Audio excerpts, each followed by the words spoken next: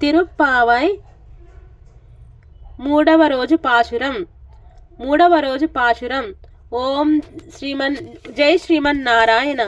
ஒன்று இலகண்லந்த உத்தமான் பெருப்பாடி நல்கில் நம்பாவைக்கு சத்தி நிராடேனால் திங்கன்னே நடெல்லால் தில்கள் முன்மன்மேயுதுல் எதுவரை போதில் பறைப்பாண்டு கணு வடப்படப்பு தெங்காதே புக்கிருந்துன் சிறு தும்மல்லை பத்தி வங்குக்கடம் நிறைக்கல் வல்லாலு பேரும் வலுக்கான் நிங்கானும் செல்வாம் நிறைந்தல் ரெம்பாவாம்.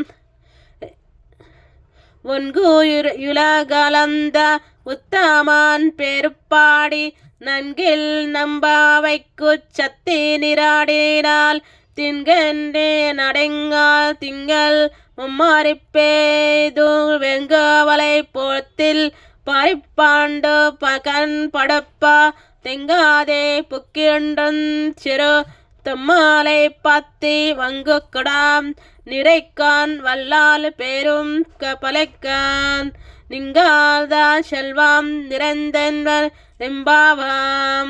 భావం: వ్రతానికి ప్రధాన ఫలము శ్రీకృష్ణ సంశ్లేషణ అయిన దీనిని చేయటానికి అనుమతించిన వారికి కూడా ఫలితం కలుగుతుంది.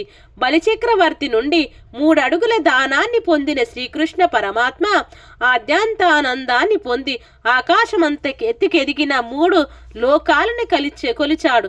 ఆ పరమానందమూర్తి దివ్య చరణాలను అతని దివ్య నామమును పాడి ఈ దివ్య ధనుర్మాస వ్రతాన్ని చేసే నిమిత్తం మార్గలి స్నానం ఆచరిస్తే దుర్భిక్షములు కలగనే కలగదు. నెలకు 3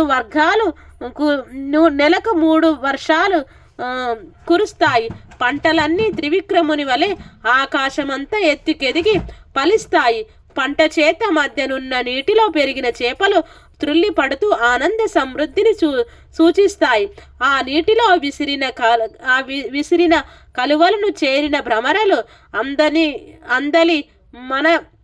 మకరందాన్ని ద్రోలి మత్తుగా నిద్రిస్తాయి.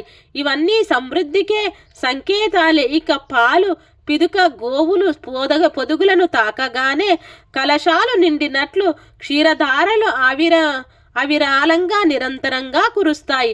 ఇలా తరగని మహాదైశ్వర్యంతో లోకమంతా నిండిపోతుంది. కావున వ్రతాన్ని చేద్దాం రమ్మని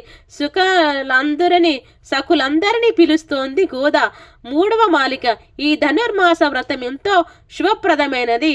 దీనిని ఆచరించుట వలన వ్రతాన్నాచరించిన వారికే కాక లోకమునంతకును లభించును. ఇది ఇహపర సాధక వ్రతము. పిలిస్తే పలికేవాడు కృష్ణ పరమాత్మ కదా.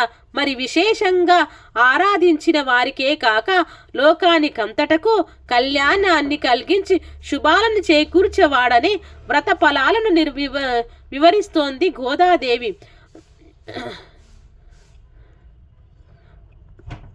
తిరుప్పావై 3వ రోజు పారాయణం.